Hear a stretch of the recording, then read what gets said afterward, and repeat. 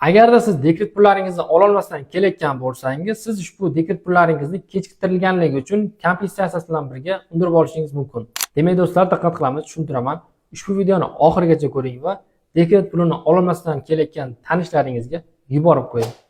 Agarda siz biron bir tashkilotda ishlab dekretga chiqqan bo'lsangiz, misol uchun ish joyingiz sizga dekret pulingizni 60 kundan beri to'lab bermasdan kelmoqda va sizning dekret pulingizning miqdori 10 million so'mni tashkil etadi. Ushbu holatda siz sud tartibida ish beruvchingizdan, ya'ni ish joyingizdan 10 million so'm dekret pullaringizni 60 kunga kechiktirganligi uchun 18 million 400 ming so'm qilib undirib olish huquqiga egasiz. Shu o'rinda hurmatli ish beruvchilar, xodimlaringizning huquqlarini buzmasdan ularning huquqlarini o'z vaqtida ta'minlab qo'yishlaringizni so'rab qolamiz. Shunday ekan, hurmatli obunachilar, o'z huquqlaringizni biling. Agarda sizga shu masalalarda va boshqa mehnat nizolarida advokatlik xizmati kerak bo'lsa, bizga murojaat qiling.